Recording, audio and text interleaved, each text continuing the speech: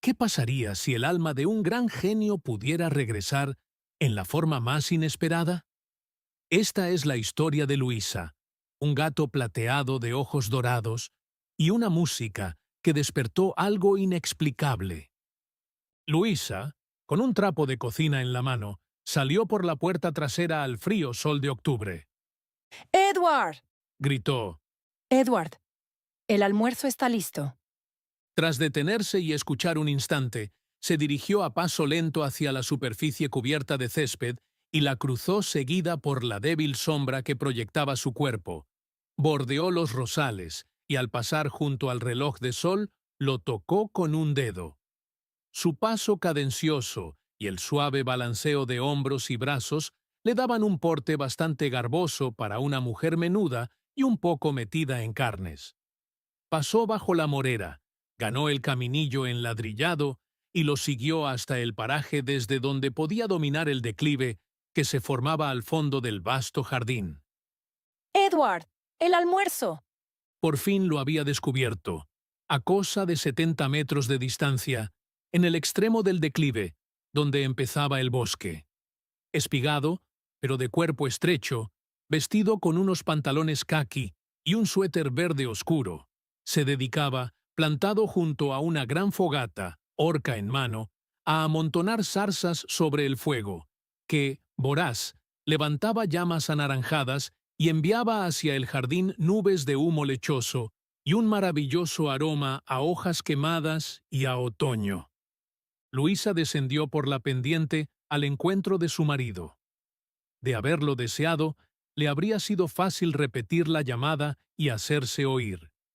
Pero las grandes hogueras tenían algo que la impulsaba hacia ellas, hacia su inmediata vecindad, donde pudiera percibir su crepitar y su calor. El almuerzo. Repitió conforme se acercaba. Ah, hola. Sí, está bien. Enseguida voy. Qué espléndido fuego. He decidido limpiar esto de zarzas. Comentó su esposo. Me tienen harto y aburrido. Su alargado rostro estaba húmedo de sudor. Las gotillas le moteaban todo el bigote, como rocío, y dos pequeños regueros le corrían garganta abajo hasta donde comenzaba el cuello alto del suéter. Cuidado con excederte, Edward. De veras me gustaría, Luisa, que dejaras de tratarme como si fuera un octogenario. Un poco de ejercicio nunca ha perjudicado a nadie. Sí, cariño, lo sé. Oh, Edward, mira, mira. El hombre se volvió y miró a Luisa, que señalaba hacia el otro extremo de la fogata. Míralo, Edward. El gato. Sentado en la tierra, tan próximo al fuego que sus llamas parecían tocarlo a veces, un gatazo de color insólito se dedicaba, inmóvil por completo, la cabeza ladeada y la nariz al viento, a contemplar al matrimonio con sus ojos amarillos y apacibles. Se va a quemar. Exclamó Luisa, y, dejando caer el trapo, echó a correr hacia el animal, lo aferró con ambas manos y, levantándolo con viveza, volvió a dejarlo en la hierba, a prudente distancia de las llamas. Gato loco. Apostrofó mientras se sacudía el polvo de las manos. ¿Qué te ocurre a ti? Los gatos saben lo que se hacen. Observó su marido. No verás a ninguno hacer algo que no le plazca. No a los gatos. ¿De quién es? ¿Lo habías visto antes? No, nunca. Tiene un color rarísimo.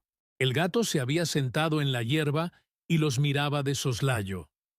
Tenían sus ojos una velada expresión introspectiva, algo curiosamente sabio y reflexivo, y en torno a la nariz mostraba un delicadísimo gesto de desdén, como si aquellos dos seres de edad madura, el uno menudo, regordete y rosado, flaco y sudoroso en extremo el otro, fuesen motivo de cierta sorpresa, pero escaso interés.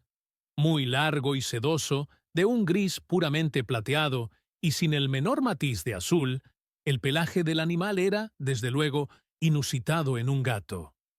Luisa se inclinó y le acarició la cabeza. Tienes que irte a casa. Le dijo. Sé un gato bueno y vuélvete a tu casa, que es donde debes estar.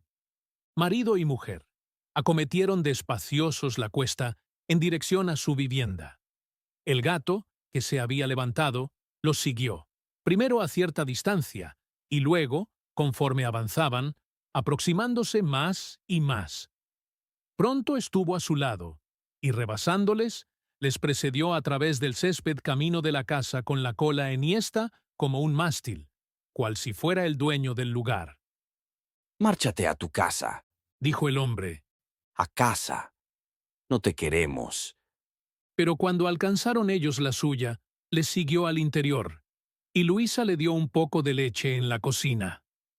Durante el almuerzo saltó encima de la silla libre que quedaba entre ambos, y, sentado allí, con la cabeza justo al ras de la mesa, asistió al resto de la comida, observando su curso con aquellos ojos suyos, de un amarillo oscuro, que no dejaban de viajar despaciosos de la mujer al hombre, y de éste nuevamente a ella, No me gusta este gato. comentó Edward. Oh, yo lo encuentro precioso. Confío en que se quede un rato más. Escúchame bien, Luisa. Este bicho no puede quedarse aquí de ninguna manera. Se ha perdido, pero tiene dueño. Y si por la tarde continúa merodeando por aquí, harás bien en llevarlo a la policía. Ellos se encargarán de que vuelva a su casa. Terminado el almuerzo, Edward volvió a su trabajo de jardinería, y Luisa se dirigió, como de costumbre, hacia el piano. Intérprete competente y melómana devota, casi todas las tardes pasaba cosa de 1 hora tocando para sí. El gato se había instalado ahora en el sofá, y como ella se detuviera al pasar y lo acariciara, abrió los ojos, la miró un instante y cerrándolos de nuevo, se volvió a dormir. Eres un gato encantador Dijo. y de un color divino. Ojalá pudieras quedarte conmigo. Recorrían sus dedos la piel de la cabeza cuando tropezaron con una hinchazón, una pequeña protuberancia situada justo encima del ojo derecho. Pobre gato. Continuó. Tienes bultitos en esa cara tan linda. Te estarás haciendo viejo. Siguió su camino y tomó asiento en la larga banqueta del piano, pero no se puso a tocar enseguida. Uno de sus pequeños placeres particulares estaba en elaborar cotidianamente una especie de concierto del día, con un programa elegido con esmero, que estudiaba punto por punto antes de empezar. Contraria desde siempre a interrumpir el gozo de la interpretación mientras discurría qué pieza atacar seguidamente, lo que buscaba era una breve pausa entre una y otra, en tanto el público, aplaudiendo enfervorizado, pedía más. Imaginar un auditorio embellecía el momento, y a veces, durante las interpretaciones, en los días afortunados, claro está, la sala comenzaba a danzar, a desdibujarse y a oscurecerse, hasta que ya no veía sino fila tras fila de butacas y todo un mar de blancos rostros vueltos hacia ella, según escuchaban con arrobada y concentrada adoración. Unas veces tocaba de memoria, otras con partitura. Hoy quería hacerlo de memoria, que era lo que más se acomodaba a su ánimo. ¿Y en qué consistiría el programa? Sentada al piano con sus pequeñas manos enlazadas sobre el regazo, la estampa que ofrecía era la de una mujer menudita, regordeta, sonrosada, de cara redonda y todavía muy bonita, y pelo recogido en pulido moño sobre la nuca. Desviando un poco la vista hacia la derecha, alcanzaba a ver al gato, que dormía ovillado en el sofá, y el bello contraste que ofrecía su piel gris plateado sobre el púrpura del cojín. ¿Qué tal algo de Bach para empezar? O mejor todavía de Vivaldi, la adaptación que Bach hizo, para órgano, de su concierto grosso en re menor. Sí, eso en primer lugar. Luego, algo de Schumann, quizá. ¿El carnaval? Eso sería agradable. ¿Y a continuación? Bueno, un poquitín de Liszt, para amenizar. Uno de sus sonetos de Petrarca, el segundo en mi mayor, que era el más bonito. Después, Masse Schumann, otra de sus piezas alegres, las Kinderscenen. Y finalmente para el bis, un vals de Brahms, o quizá dos. Si se sentía predispuesta. Vivaldi, Schumann, Liszt, Schumann, Brahms. Un programa muy bonito y que podía interpretar fácilmente prescindiendo de partituras. Se acercó un poco más al piano y aguardó unos instantes a la espera de que alguien de entre el público, algo le decía ya que este era uno de sus días afortunados, acabase de toser.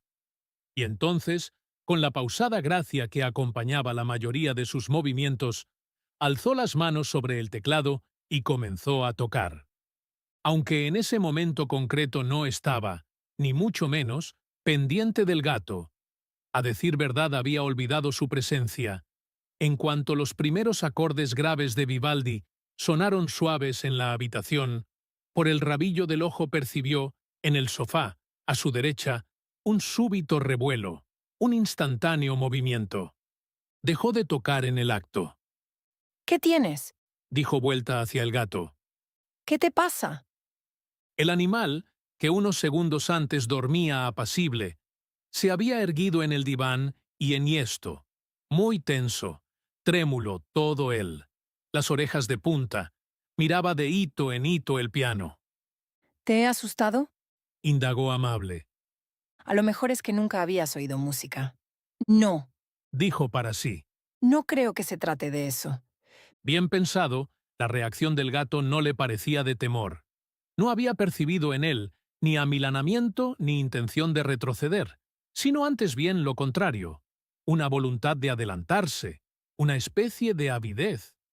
La cara, por otra parte, bueno, mostraba una expresión singular, una mezcla de sorpresa y de conmoción. Claro está que la cara de un gato es una cosa pequeña y bastante inexpresiva, pero, aún así, si observaba uno con atención el juego combinado de ojos y orejas, y en especial la zona situada por debajo de estas, donde la piel era tan móvil, a veces cabía captar el reflejo de emociones muy vivas. Muy atenta ahora a la cara del animal, y porque le intrigaba ver qué ocurriría esta segunda vez, Luisa avanzó las manos hacia el teclado y recomenzó la pieza de Vivaldi. Debido a que ahora el gato lo esperaba, solo se produjo, por de pronto, una pequeña tensión adicional del cuerpo. Pero, según la música iba ganando rapidez y volumen, camino de ese primer y emocionante movimiento que constituye la introducción de la fuga, una extraña expresión que frisaba casi en el éxtasis comenzó a invadir el rostro del animal. Las orejas, hasta ese momento enderezadas, fueron entrando poco a poco en reposo. Cayeron los párpados. La cabeza se ladeó. Y Luisa hubiera podido jurar que el animal comprendía y estimaba su trabajo. Lo que vio, o creyó ver, era algo que había advertido muchas veces en el rostro de los que seguían con atento oído una pieza musical. Cuando el sonido se apodera por completo de un oyente y lo absorbe en sí, se hace patente en aquel una peculiar expresión de intenso éxtasis, tan fácil de reconocer como pudiera serlo una sonrisa. Y, por lo que Luisa veía, era esa, casi exactamente, la expresión que ahora mostraba el gato. Concluida la fuga, atacó la siciliana, todo ello sin perder de vista al animal que ocupaba el sofá. La prueba concluyente de que la escuchaba se produjo al final, cuando cesó la música. Parpadeó el gato, se revolvió un poco, estiró una pata, buscó una postura más cómoda y, habiendo echado una rápida ojeada alrededor, volvió hacia ella, expectante, los ojos. Era aquella, punto por punto, la reacción del asiduo seguidor de conciertos ante la momentánea liberación de la pausa que en una sinfonía separa dos movimientos. Tan netamente humana resultó esa conducta que sintió Luisa una extraña oleada de emoción en el pecho. ¿Te ha gustado? Preguntó. ¿Te gusta Vivaldi? Apenas dicho esto, le invadió un sentimiento de ridículo, pero no tan vivo, y eso es lo que la sobrecogió un poco, como hubiera correspondido. En fin, ya no quedaba sino continuar, como si tal cosa, con el programa, cuyo próximo punto era el carnaval. Según empezó a tocar, el gato se atiezó de nuevo y enderezó su postura. Luego, conforme la música iba penetrándole lenta y plácidamente, cayó de nuevo en aquel curioso estado de arrobo, en el que parecían mezclarse el ensueño y la sensación de ser engullido. Resultaba en verdad extravagante y cómico también ver a aquel gato plateado aposentarse allí en el sofá y entregarse a semejantes transportes. Y lo que llevaba la cosa al puro absurdo, concluyó Luisa, era el hecho de que aquella música, en la que tanto placer parecía hallar el animal, era a todas luces demasiado difícil, demasiado clásica para ser apreciada por la mayoría de los humanos. Quizá no sea cierto que disfrute, pensó. A lo mejor se trata de una especie de reacción hipnótica, como se da en las serpientes. Bien mirado, si a ellas se las puede encantar mediante la música, ¿por qué no a un gato? Solo que se contaban por millones de ellos los que a diario oían la música de radios, gramófonos y pianos durante toda su vida, sin que hasta ahora, que ella supiera, se hubiese observado en ninguno semejante conducta. Y el que tenía delante se comportaba como si siguiese una a una las notas.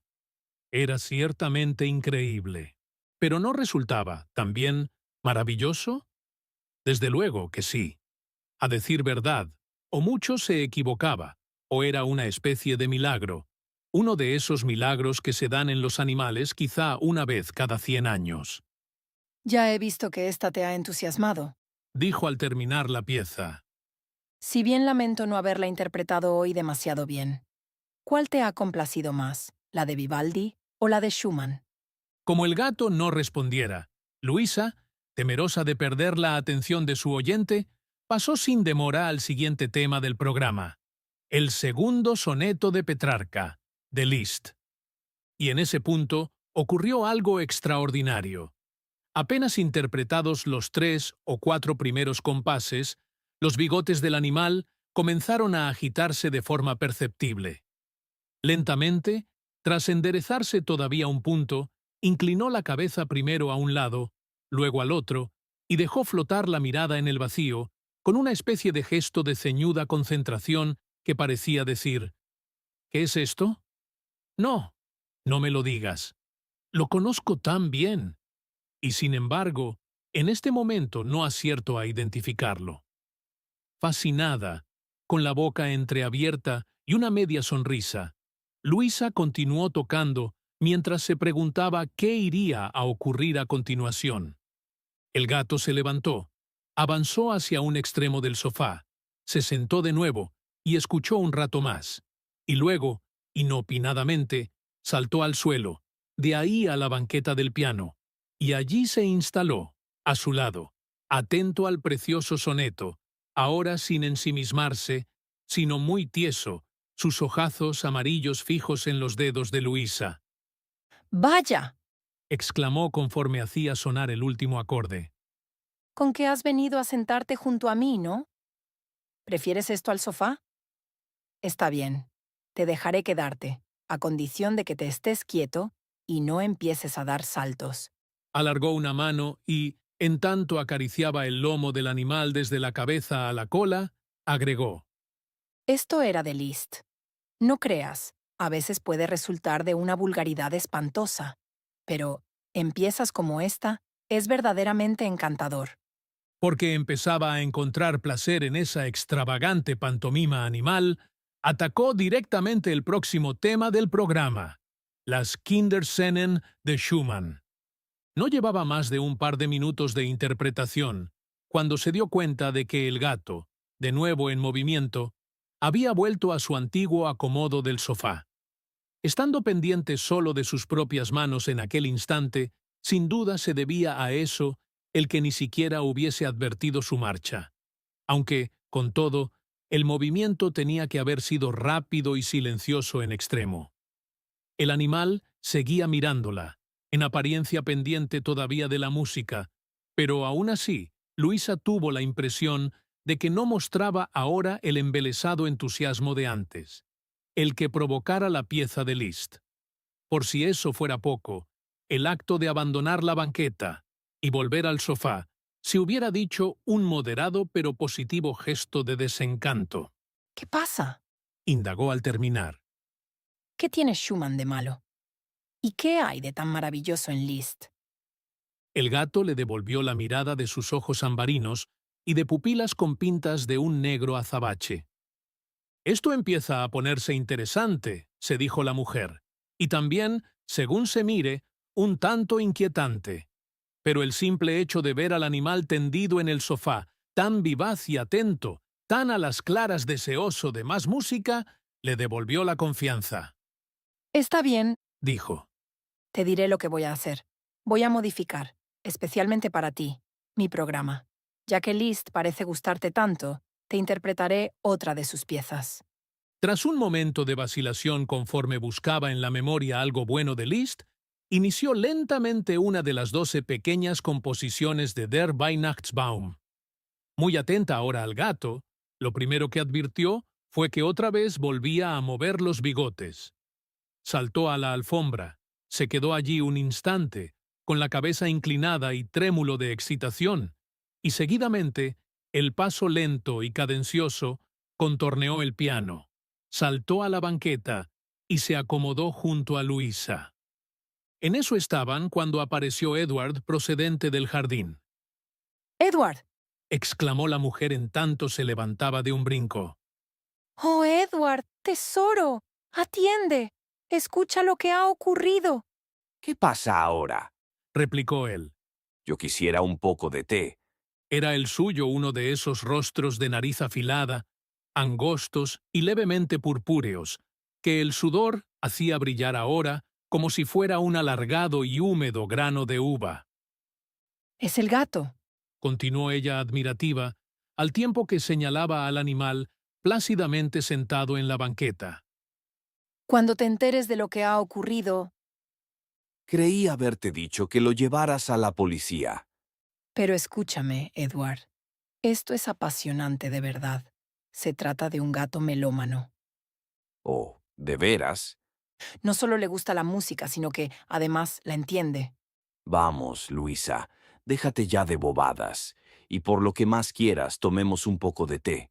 Estoy acalorado y rendido de tanto cortar zarzas y hacer fogatas. Se acomodó en una butaca, tomó un pitillo de una caja que tenía al lado y lo encendió con el enorme encendedor acharolado que había junto a ésta.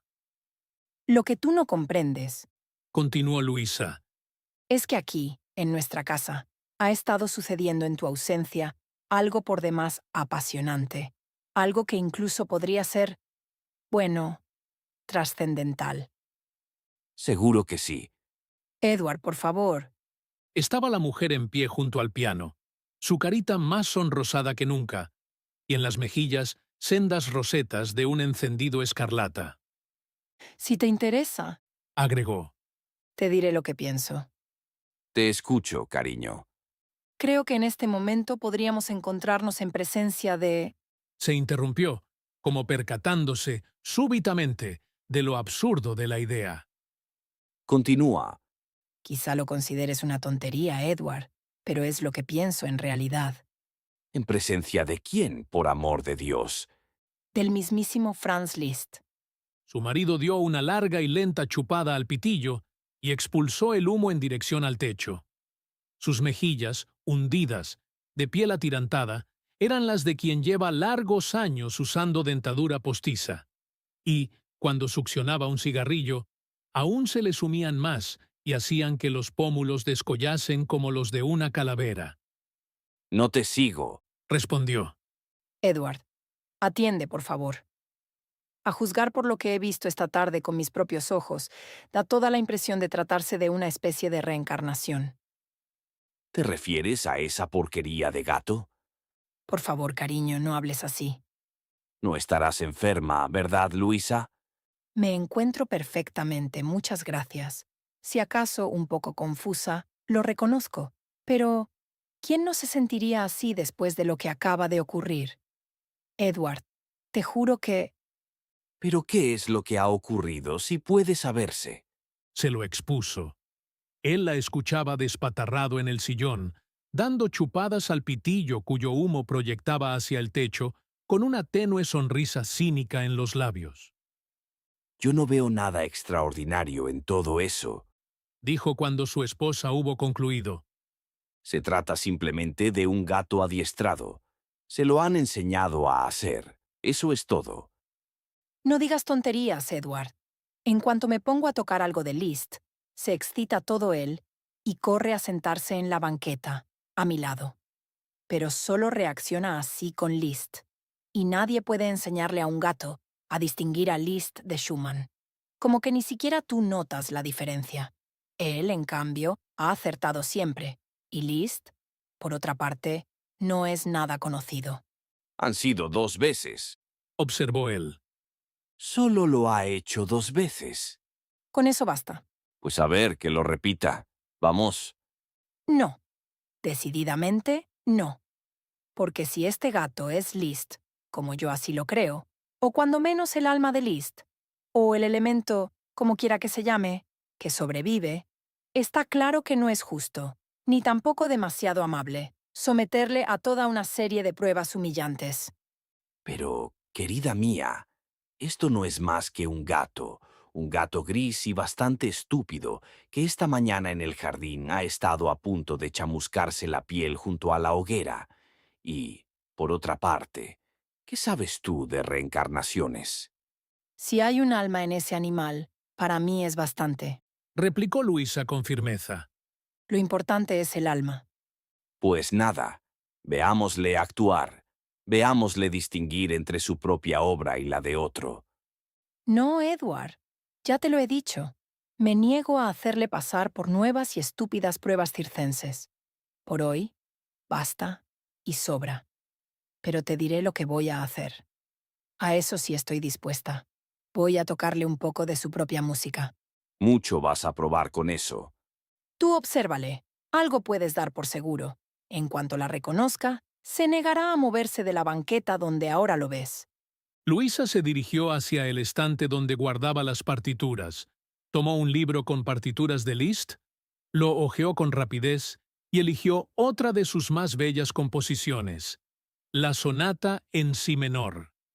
Aunque solo se proponía interpretar su primera parte, una vez estuvo en ello, y como advirtiese la forma en que escuchaba el animal, literalmente trémulo de placer y observando sus manos con aquel aire de concentración embelesada, le faltó valor para interrumpirse y la tocó completa. Terminada la pieza, volvió los ojos hacia su esposo y dijo sonriente: Ya lo has visto. No me negarás que lo tenía encantado por completo. Le gusta ese ruido. No es más que eso. Estaba verdaderamente encantado. ¿No es cierto, precioso? insistió, tomando en brazos al gato. Oh, si pudiera hablar. ¿Te das cuenta? En su juventud conoció a Beethoven, y también a Schubert, a Mendelssohn, a Schumann, a Berlioz y a Grieg, a Delacroix y a Ingres, a Heine y a Balzac. Y aguarda un momento. Cielos santos, si fue suegro de Wagner. Tengo en los brazos al suegro de Wagner. Luisa, Intervino incisivo su esposo según se enderezaba en el asiento. serénate. Lo había dicho en tono más alto, de pronto cortante. Ella alzó vivamente la mirada. Tú estás celoso, Edward. De un miserable gato gris. Entonces, ¿a qué esa aspereza, ese cinismo? Si es así como piensas comportarte, mejor será que vuelvas a tu trabajo en el jardín y nos dejes en paz, el uno con el otro. ¿Verdad que sí, tesoro? Añadió dirigiéndose al gato en tanto le acariciaba la cabeza. ¿Verdad que será lo mejor para todos? Y luego, esta noche, los dos, tú y yo, volveremos a disfrutar tu música. Oh, sí. Prosiguió mientras besaba repetidamente al animal en el cuello. Y también podríamos obsequiarnos un poco de Chopin. Sí, no hace falta que me lo digas. Sé bien que te entusiasmaba Chopin. Fuisteis grandes amigos, ¿verdad, Encanto? Lo cierto es que en casa de Chopin fue donde conociste al gran amor de tu vida, Madame no sé cuántos.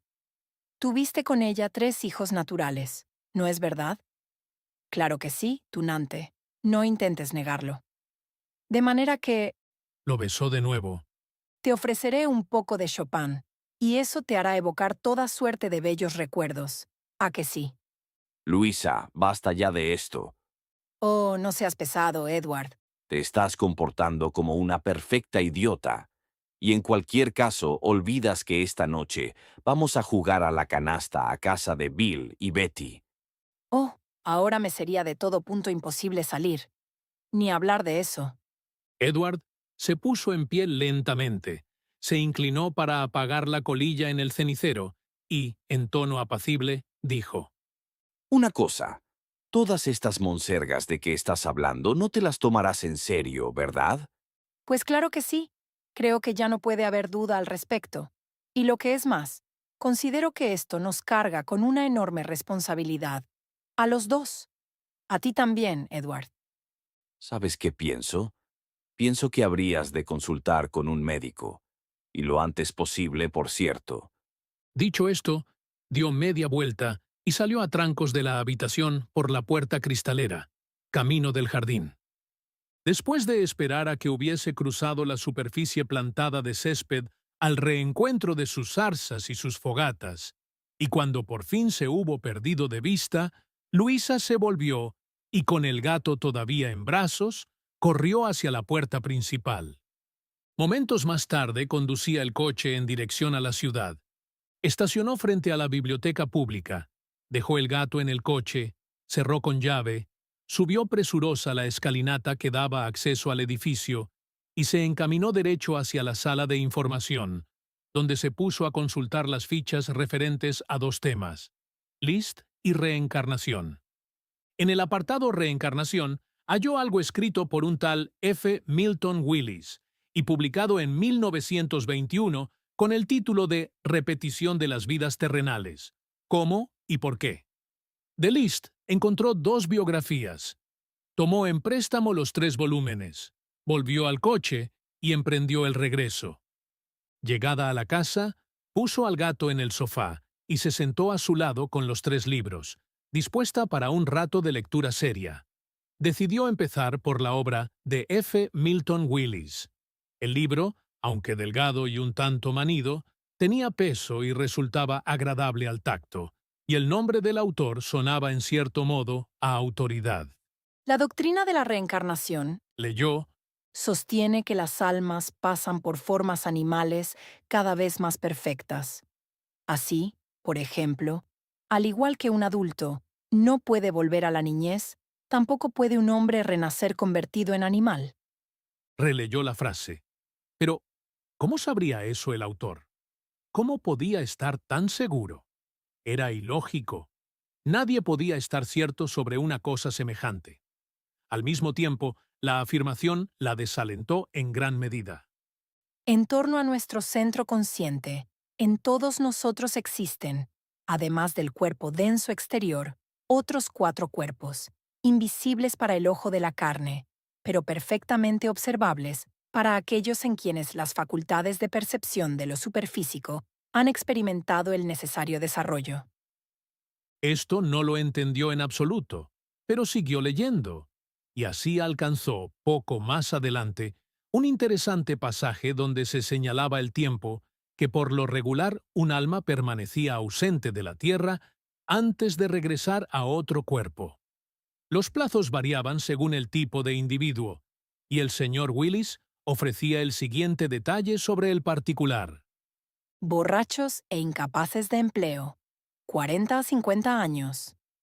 Obreros no especializados, 60 a 100 años. Obreros especializados, 100 a 200 años. Burguesía, 200 a 300 años. Clase media alta, 500 años. Terratenientes de máxima categoría, 600 a 1000 años. Introducidos en la senda de la iniciación, 1500 a 2000 años. Consultó deprisa uno de los 2 libros restantes para averiguar cuánto tiempo llevaba muerto Liszt. La biografía lo declaraba fallecido en Bayreuth en 1886. Hacía de ello 60 años. Así pues, y según el señor Willis, para volver tan pronto tenía que haber sido un obrero no especializado, cosa que no parecía hacer en absoluto al caso. Los métodos de clasificación del autor no le merecían, por otra parte, una opinión demasiado favorable. Según él, los terratenientes de máxima categoría eran poco menos que los seres supremos de la tierra. Chaquetas rojas, brindis de monteros y sádico asesinato de zorros. No, Resolvió, no me parece correcto. y encontró placer en ese principio de duda con respecto del señor Willis.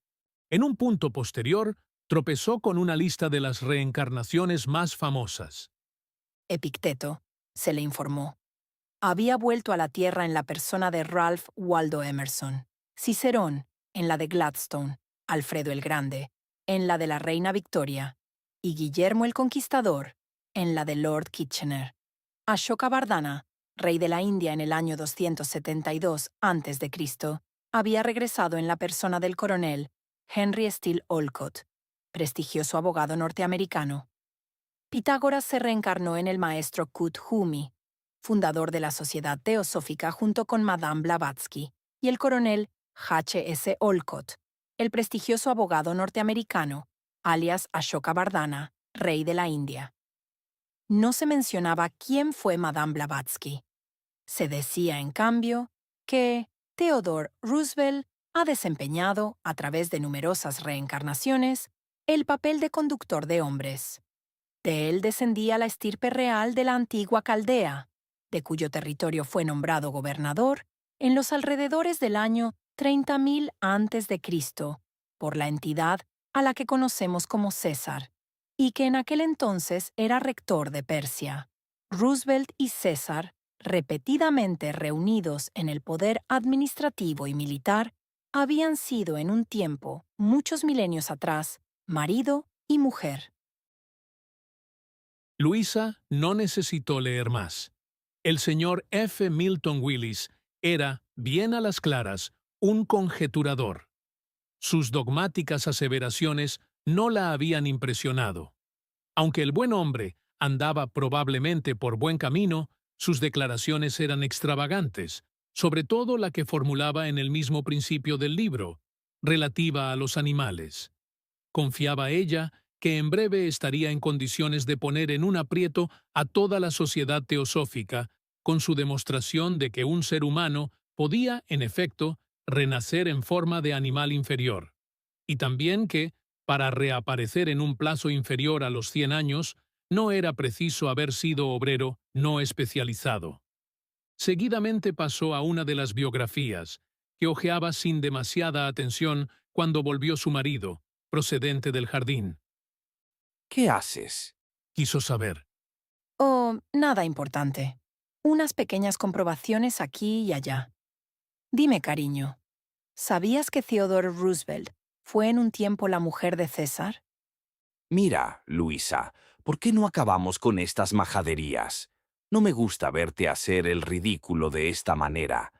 Dame de una vez ese condenado gato y yo mismo lo llevaré a la comisaría. Luisa no pareció oírle. Boquiabierta, tenía la vista clavada en un retrato que de Liszt ofrecía el libro visible en su regazo. ¡Dios mío! Exclamó. Edward, mira. ¿Qué? Esto, las verrugas que tiene en la cara, ya las había olvidado. Sus grandes verrugas, que llegaron a hacerse famosas. Sus mismos discípulos, ansiosos de parecerse a él, se dejaban en la cara, justo donde él las tenía, pequeños grupos de pelos. ¿Y eso qué tiene que ver con el asunto? ¿Lo de los estudiantes? Nada, pero lo de las verrugas, sí. ¡Oh, Dios! ¡Oh, santo Dios todopoderoso! También el gato las tiene. Fíjate, te lo voy a demostrar. Se acomodó al animal en la falda y se puso a examinarle la cara. Aquí. Aquí hay una. Y aquí, otra. Un momento. Estoy segura de que las tiene en el mismo sitio. ¿Dónde está ese retrato? Se trataba de un famoso retrato que representaba al músico en su vejez, con su rostro de espléndidos y poderosos trazos, enmarcado por una espesa cabellera gris que le cubría las orejas y la mitad de la nuca. Las grandes verrugas del rostro, 5 en total, habían sido reproducidas fielmente. Veamos. El retrato muestra una encima de la ceja derecha. Examinó la cabeza del animal en esa zona. Sí, aquí está. Exactamente en el mismo sitio. Luego, otra, a la izquierda, en la parte alta de la nariz. Pues también está aquí. Y otra, un poco más abajo, ya en la mejilla. Y las dos últimas, bastante juntas, bajo el lado derecho del mentón. Edward, Edward, ven a ver esto. Corresponden exactamente. Eso no demuestra nada. Alzó la mirada y la fijó en su esposo, quien, plantado en pie en mitad de la sala, todavía con el suéter verde y los pantalones caqui, seguía sudando en abundancia. Tienes miedo, ¿verdad, Edward? Miedo de perder tu preciosa dignidad y de que la gente, por una vez en la vida, piense que estás haciendo el ridículo. Lo que ocurre, sencillamente, es que me niego a abandonarme a la histeria. Luisa volvió a su libro y leyó un poco más. Esto es interesante. Dijo, Dice aquí que Liszt adoraba toda la obra de Chopin, con una excepción, el scherzo en si bemol. Esa pieza, al parecer, la aborrecía. La llamaba el scherzo de la institutriz y aseguraba que debía reservarse a las mujeres que practicasen esa profesión, y solo ellas. ¿Y qué? Escúchame, Edward. En vista de que insistes en esa horrenda actitud sobre todo esto, te diré lo que voy a hacer. Voy a interpretar ahora mismo ese scherzo y tú te quedas aquí y observas lo que ocurra. Tras lo cual te dignarás, a lo mejor, a preparar un poco de cena. Luisa se puso en pie y tomó del estante un gran volumen encuadernado en verde, que contenía todas las obras de Chopin. Aquí está. Oh, sí, lo recuerdo. Desde luego, es bastante feo. Y ahora, escucha, o, mejor dicho, observa. Observa qué hace el gato. Colocó la partitura en el piano y tomó asiento. Su marido se quedó en pie. Tenía las manos en los bolsillos y un cigarrillo entre los labios y, a pesar suyo, vigilaba al gato ahora adormecido en el sofá. El primer efecto, en cuanto Luisa inició su interpretación, fue tan espectacular como en las anteriores ocasiones. El animal se enderezó de un brinco, como aguijoneado, y por espacio de al menos un minuto se mantuvo inmóvil, con las orejas de punta y todo el cuerpo trémulo. Luego, inquieto, comenzó a recorrer el sofá arriba y abajo en toda su longitud. Por último saltó al suelo y con la nariz y la cola en alto, abandonó lenta, majestuosamente la habitación. ¡Ahí tienes! Exclamó Luisa, al tiempo que se levantaba de un salto y corría detrás del gato. ¿Qué más quieres? Esto lo demuestra. Volvió cargada con él y lo dejó en el sofá. La cara de la mujer irradiaba entusiasmo toda ella. Los puños, de puro comprimidos, los tenía blancos, y el pequeño moño que le coronaba la nuca empezaba a aflojársele, cayéndole a un lado. ¿Qué me dices ahora, Edward? ¿Qué opinas? Indagó riendo nerviosa. Debo reconocer que ha resultado muy divertido. Divertido. Mi querido Edward, esto es lo más maravilloso que haya ocurrido jamás. Oh, válgame Dios. ¿No es fantástico pensar que tenemos a Franz Liszt viviendo en casa? Vamos, Luisa, no nos pongamos histéricos. No puedo evitarlo, no puedo. Y pensar que se va a quedar con nosotros para siempre. ¿Cómo has dicho? Oh, Edward. Oh, Edward. Estoy tan emocionada que apenas acierto a hablar. ¿Y sabes lo que voy a hacer? Como todos los músicos del mundo querrán conocerle, porque eso es seguro, y preguntarle acerca de la gente que conoció Beethoven, Chopin, Schubert. No sabe hablar. Observó su marido. Bueno, de acuerdo. Pero eso no impedirá que quieran conocerlo, siquiera verlo, tocarlo, interpretar para él sus composiciones, cosas modernas que jamás ha escuchado antes. Tampoco fue tan eminente. Si hablásemos de Bach o de Beethoven, Por favor, Edward, no me interrumpas. Total, que lo que voy a hacer es notificarlo a todos los compositores importantes del mundo entero. Es mi deber. Les diré que Franz Liszt está aquí y les invitaré a visitarlo. ¿Y qué ocurrirá? Que vendrán a verlo en avión desde todos los rincones de la Tierra. ¿A ver un gato gris? Eso, vida mía, no importa. Se trata de él. Su aspecto nos tiene a todos sin cuidado. Oh, Edward, será la cosa más emocionante que haya ocurrido jamás.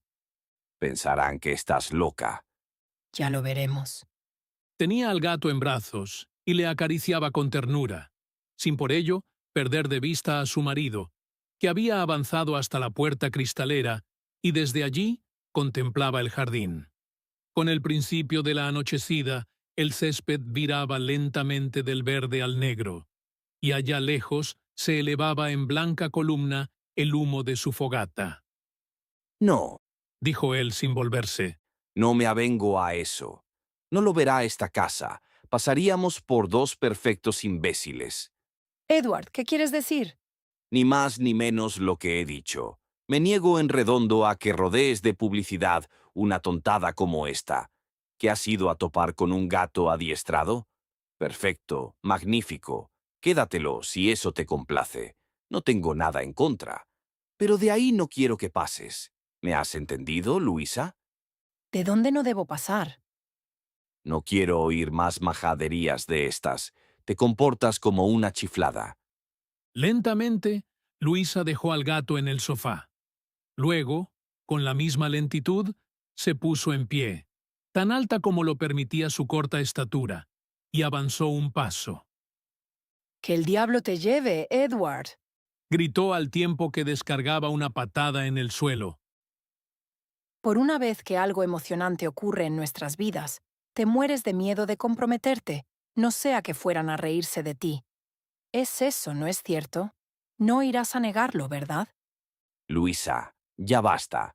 Serénate y acaba de una vez con esto. Cruzó la sala, tomó un cigarrillo de la caja que estaba sobre la mesa y lo encendió con el descomunal encendedor acharolado.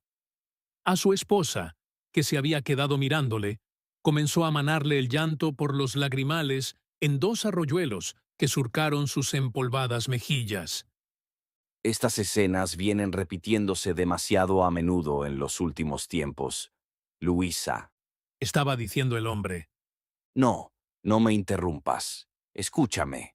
Me hago perfectamente cargo de que esta puede ser una difícil época de tu vida y de que... Oh, Dios santo, si serás idiota, si serás fatuo e idiota. ¿Acaso no te das cuenta de que esto es distinto, de que esto es un milagro? En ese punto, atravesando la habitación, él la asió con firmeza por los hombros. Tenía en la boca el cigarrillo recién encendido, y allí donde la copiosa transpiración habíase secado en cercos, resaltaba, en pálidas manchas, la textura de su cutis. Me vas a escuchar. Replicó el hombre. Tengo hambre. He renunciado al golf y me he pasado el día entero trabajando en el jardín. Estoy extenuado y hambriento y necesito cenar un poco. Y tú también. De manera que andando a la cocina y a ver si me preparas algo apetitoso. Luisa retrocedió un paso y se llevó ambas manos a la boca. ¡Cielos! Exclamó. Lo había olvidado por completo. Tiene que estar lo que se dice famélico. Aparte de un poco de leche, no le he dado nada de comer desde que llegó. ¿A quién? ¿A quién va a ser? A él, claro está. Es preciso que me ponga a prepararle enseguida algo verdaderamente especial.